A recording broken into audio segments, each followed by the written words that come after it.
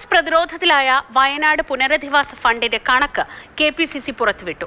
5,38,00,000 രൂപ പിരിഞ്ഞു കിട്ടിയെന്നും ഇതിലേറെ പണം ഭൂമി വാങ്ങാനും രജിസ്ട്രേഷനുമായി ചെലവായെന്നും KPCC അധ്യക്ഷൻ സണ്ണി ജോസഫ് വ്യക്തമാക്കി. ഇനി വീട് നിർമ്മിക്കാനുള്ള പണം പാർട്ടി ഫണ്ടിൽ നിന്ന് ചെലവഴിക്കുമെന്നാണ് കോൺഗ്രസിന്റെ വാദം. കണക്ക് പുറത്തുവിട്ടതോടെ ഇടതുപക്ഷത്തിന്റെ വിമർശനത്തിനും പരിഹാസത്തിനും മൂർച്ച കൂടി.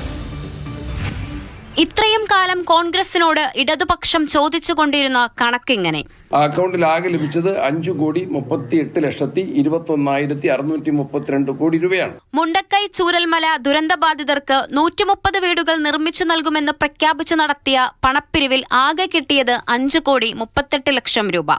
ഇതിൽ യൂത്ത് കോൺഗ്രസ് നൽകിയത് 1,05,00,000. പണം നേരത്തെ പറഞ്ഞതുപോലെ 2 അക്കൗണ്ടുകളിൽ. പ്രതിപക്ഷ നേതാവിന്റെയും KPCC അധ്യക്ഷന്റെയും ജോയിന്റ് അക്കൗണ്ടുകളാണ് രണ്ടും. കിട്ടിയ പണത്തിൽ ആദ്യഘട്ടത്തിൽ 3,68,00,000 രൂപയിലേറെ നൽകി ഭൂമി വാങ്ങി. 3 ഏക്കർ 24.5 സെന്റ്. രണ്ടാം ഘട്ടത്തിൽ 2 ഏക്കർ 18 സെന്റ് 2.5 കോടിയിലേറെ നൽകി വാങ്ങുകയും ചെയ്തു. ഇപ്പോൾ തന്നെ KPCCയുടെ തനത് ഫണ്ടിൽ നിന്ന് 97.5 ലക്ഷം ചെലവാക്കുകയും ചെയ്തു.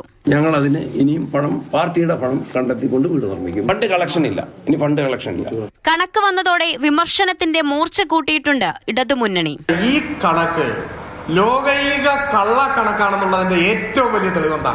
സ്ഥലം വാങ്ങാൻ 5 കോടി ചെലവായി. ഉടനെ രജിസ്ട്രേഷൻ രേഖകൾ പുറത്തു വരുന്നു. 5 കോടി ചെലവായിട്ടില്ല, 3 ചില്ലുവാനും കോടിയേ ചെലവായിട്ടുള്ളൂ. അവിടെ തറക്കല്ലിട്ട് 10 ദിവസം കൊണ്ട് പണി തുടങ്ങും. ഈ കണക്ക് പ്രകാരമാണെങ്കിൽ വീട് വെക്കാനുള്ള കാശുണ്ട്. കോൺഗ്രസ് പ്രഖ്യാപിച്ച ഭവന പദ്ധതിക്കായി പിരിച്ച തുക മുഴുവൻ സ്ഥലം വാങ്ങാൻ ഉപയോഗിച്ചു എന്നാണ് KPCC പ്രസിഡന്റ് വ്യക്തമാക്കിയത്. ഇനി വീടിന്റെ നിർമ്മാണം പാർട്ടി ഫണ്ട് ഉപയോഗിച്ച് തീർക്കുമെന്നാണ് അദ്ദേഹം പറയുന്നത്. ഈ സാഹചര്യത്തിലാണ് DYFI കോൺഗ്രസിനെ സഹായിക്കാനായി പിച്ചച്ചട്ടിയുമായി കൽപ്പറ്റയിൽ പ്രകടനം നടത്തുന്നത്. കോൺഗ്രസ് ഇത്ര മാത്രമേ ഉള്ളൂ.